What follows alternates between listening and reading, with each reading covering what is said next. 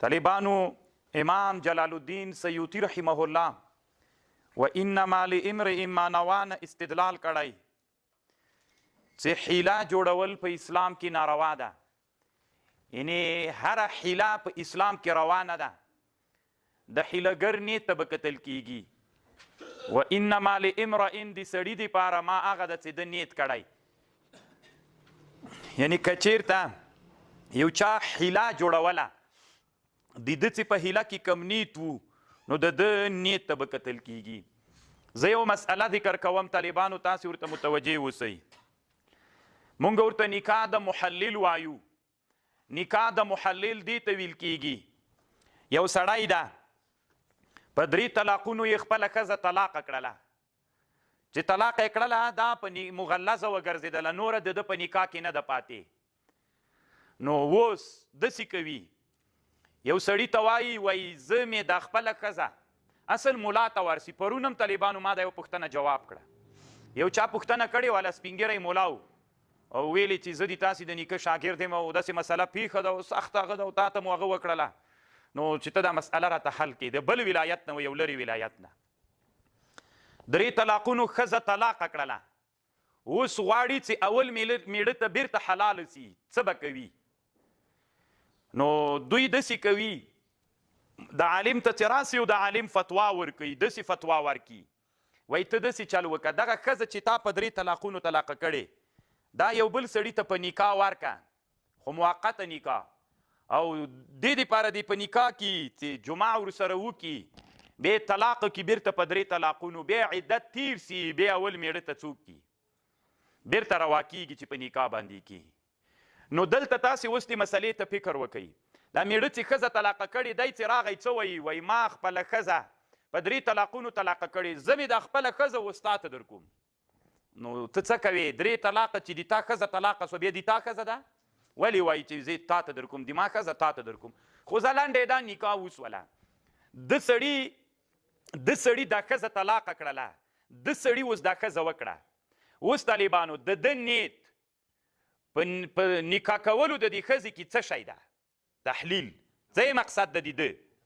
ښه د مسلې ته متوجه سئ. دا ډېره پیښیږي، د طلاقه کړله دا خپله ښځه په 3 طلاقونو، عدت یې تیر سو، دا راجګ سو، یو حیلهګر ملا ورته ویلي وي دا ښځه طلاقه که په 3 ته یې وکړه. دی چې دا ښځه کوي نیت یې چی ده؟ چې ده ته یې حلاله کي. څه معنا؟ دی نکاح ورسره وکړي دی له دې ښځې سره او دی جماع ورسره وکړي، پس له جماع نه یې طلاقه کړي، چې طلاقه یې کړه عدت یې تیر سو، بیرته یې د میړه ته دا میړه یې بیرته کوي. صحیح ده؟ ښه. نو دی څوک سو؟ محلل، صیغه د اسم فاعل باندې. محلل څه معنا؟ دغه سړي ته دی دا ښځه حلالوي، ده ته څه ویل کیږي؟ محلل له، یعنی ښځه ورته حلاله کړل سوې، محلل او محلل له. اوس طالبانو رسول الله صلی الله علیه وسلم داسې وایي لعن الله المحلل والمحلل له، لعنت ویلی د الله په محلل باندې او په محلل له باندې. هم یې لعنت په چا ویلی ده؟ په محلل باندې ویلی، هم یې په محلل له باندې لعنت ویلی ده. ده باندې هم د الله لعنت ده، په دم د الله لعنت ده. دا منم د مونږ د احنافو مذهب دا ده که دغسې حیله وسوله دا محلل راجګ سو، دا ښځه حلاله کړه ده ته، حل راځي په دې فعل باندې، اول میړه ته حلالیږي. خو دغه فعل چې دا تحلیل ده دا اسلام کې څنګه ده؟ د جمهورو مذهب خو لا دا د بیخي تحلیل نه راځي. شوافع او حنابله او موالک هغوی وایي په دغه صورت بیخي څوک نه راځي، تحلیل نه راځي. او هغه څه وایي؟ موږ احناف دغسې صورت چې پیښ سو تحلیل راځي، خو دغه تحلیل په اسلام کې حرام و ناروا ده، ګناه کبیره ده، جواز نه لري. نو الله دې وکړي چې تاسې د ما په خبر باندې پوه سوي یئ. اوس تاسې خبرې ته متوجه سئ طالبانو. وانما لامرئ، وانما خبره دا ده لامرئ د سړي دپاره ما هغه ده چې نیت یې کړی. نو حیله ناروا سوله، دغه سړي چې دا ښځه په نکاح کړه نه نیت یې څه شی و؟ دا یې مقصد و چې رسول الله صلی الله علیه وسلم نکاح کې کوم مقصد ده؟ نکاح کې مقصد دا ده چې دوام و استمرار وي پکې. بل دا ده چې نیت اول نه ښځه کوي سړی. مونږ تاسې چې جامعه کې ښځه کوو طلاق مو مقصد وي که دوام و استمرار ورسره، توالد و تناسل سره، اما د ده نیت څوک ده؟ دته د حلالولو د تحلیل و انما لامرئ ما نوا د دې لپاره مقصد دا ده چې څه کوي دته تحلیل کوي. نو امام سیوطي له دې نه استدلال وکړ چې دا ناروا ځکه د طالبانو ورونو ناروا ځکه ده ځکه د ده مقصد چې د تحلیل مقصد ده څوک نه ده مقصد دوام و استمرار چې په نکاح کې. نو علامه ابن الحجر الهیتمي الشافعي رحمه الله په الزواجر عن اقتراب الكبائر کې دغه تحلیل څوک بللی ده کبیره ګناه یې بللې عیني ناروا بللې صریح حدیث راغلی لعن الله المحلل والمحلل له الله لعنت ویلی ده په محلل په محلل له دواړو باندې. نو الله عز وجل د طالبانو موږ ته د دې توفیق راکړي چې په دغه ناروا تحلیل باندې فتوا ورنکړو. یعنې دومره ډېره پیښیږي تاسې اعتبار وکئ طالبانو چې پرون هم دا مسئله ما ته ډېر اوږد میسج کړی و نو بیا پیژنده مې نه ما جواب نه ورکړی بیا چې زه د تاسې د نیکه شاګرد یم او خیر ده دا مسله میل دا حیلهګر ملا نه یم چې زه اوس یعنې مقصد یې دا و چې هم د دغې فتوا جواز راکړه کله وحاشه طالبانو نو تاسې فتوا پرې ورکوئ او په افغانستان کې تقریبا ټول علما د دغه تحلیل فتوا ورکوي حتی بعضې علما خو داسې کوي چې د دغه تحلیل فتوا په یو طالب باندې کوي دا حیلهګر محلل یو طالب ورته ګرځوي. الحذر ثم الحذر طالبانو له دغه ناروا حیلې نه منم حل راځي په دې حیلې باندې خو دا حیله دا ناروا حیله د طالبانو دا خو په دې باندې سوله. طالبانو دا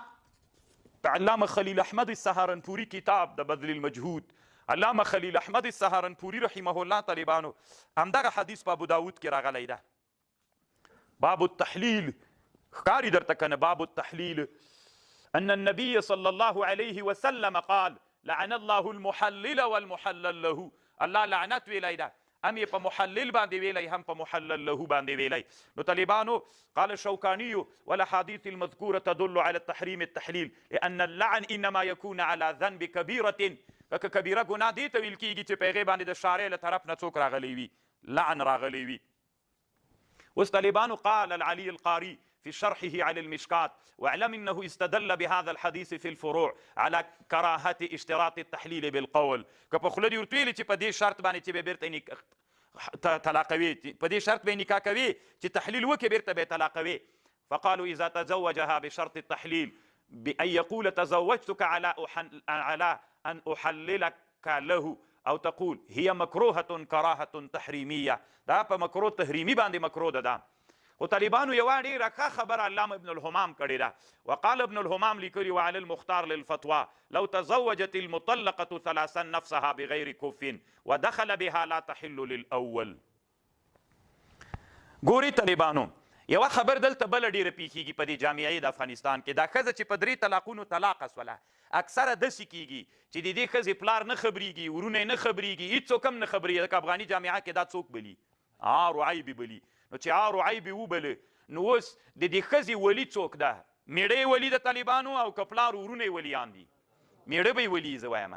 ځکه میړه خو هېڅ هم نه کیږي دا ښځه چې بل ته په نکاح ورکوي څوک یې ورکوي ولي یې څوک میړه نو خو میړه خو ولي نه ده که نه. نو ابن الهمام په فتح القدیر کې لیکلی دي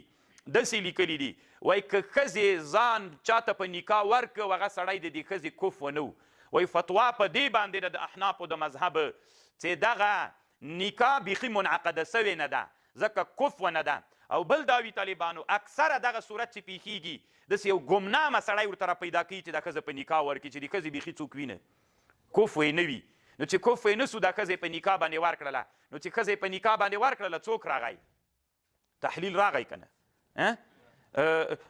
رښتیا ابن الهمام داسې وي چې دا ښځه د دې سړي ته ورکړله یو خو دا د ښځې خپله ځان په نکاح ورکړه ځکه د ده ولایت خو نه صحیح کېږي دی خو بیخي ولي نه ده نو چې ده ته یې په نکاح ورکړله اکثره داسې کېږي طالبانو چې دا نکاح باندې دا پټه نکاح چې تړل کېږي د تحلیل دا څوک نه وي کف ونه وي څوک نه وي کف ونه وي نو چې کف نه سوله دا نکاح بیخي څوک نه سوله منعقده نه سوله ده چې جمعه ورسره وکړله دا جمعه د چا په بنا باندې ده زنا لکه نکاح صحیح نه سوله بیرته چې طلاق کړه اول ته چې راغله نو هغه ته خو وایي چې تحلیل درته سوی دام څوک ده تاسې غوږ ورته ونیسئ. قال ابن الهمام وعلى المختار للفتوى لو تزوجت المطلقة ثلاثا نفسها بغير كف ودخل بها لا تحل نه حلالېږي طالبانو. قالوا ينبغي ان تحفظ هذه المسألة خلیل احمد سهارنپوري وی بیا دا مسله زده کړل سي فإن المحلل في الغالب محلل فی الغالب ان یکون بغیر کف رښتیا وي طالبانو که تاسې داسې نکاح چېرته اورېدلي وي نو کف اکثره غیر کف وي هغه محلل واما لو باشر عقد المحلل فانها تحل للاول نفس که هغه راسي بیا خو حلالېږي اول ته خو دا غیر کف وي چې کف ونه سو طالبانو نو بیخي نکاح نه ده سوې ځکه نکاح نه ده منعقده سوې چې د کف اجازه نی نو دا یو بله خطرناکه مسله سوله نو تاسې طالبانو دې مسلې ته هم فکر وي وانما لامرئ د سړي دپاره ما هغه د نوع چې د نیت کړی دا دویم سړي چې ښځه نکاح کړله د ده مقصد څه شی و له نکاح نه تحلیل مقصد و نو همدغه نیت ته اعتبار ده نو طالبانو په موقت نیت باندې نکاح کول اسلام کې څنګه ده څومره ښه خبر ده موقته نکاح روا ده که ناروا وایي شویګان موقته نکاح کوي چا ویلې چې موقته نکاح کوي شویګان موقته نکاح و کوي یې که نه ولې خو بحث په همدې کې د روافظو دا مذهب ده نو دا خو په احنافو کې هم دا مذهب رواج سوی ټول افغانستان د شویګانو له مذهب نه ډک ده همدغه مسئله کې دا موقته نکاح نه ده موقته نکاح سترګې لري او که غوږونه لري خو دا موقته نکاح ده که نه یوې شپې دپاره په نکاح کول د ښځې چې هغه جمعه ورسره وکړي دخول ورسره وکړي طلاق یې کړي عده دا موقته نکاح ده که نه ګوره تاسې فکر حدیث ته وکئ انما لامرئ د سړي دپاره ما هغه د نوع چې د نیت کړی د محلل نیت طالبانو ابدي نیت و که د موقتې نکاح نیت و او دوی چې ورکوله دا محلل له دا مولا او دا پکې حیلهګر مولا چې پکې ناست و دا د دوی نیت څه شی و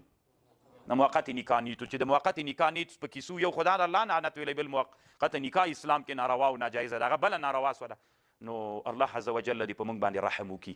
دا ولې طالبانو په علماو کې ډېره لګیا ده دا علما ډېره د دې مسلې فتوا ورکوي علت دا د طالبانو چې علماو ته دا پته نشته د دوی فکر کوي چې د حیله باندې حل راځي نو حلال هم د دا طریقه نه طالبانو حل پې راځي دغه حیله ده حرامه ده ناروا ده ناجایزه ده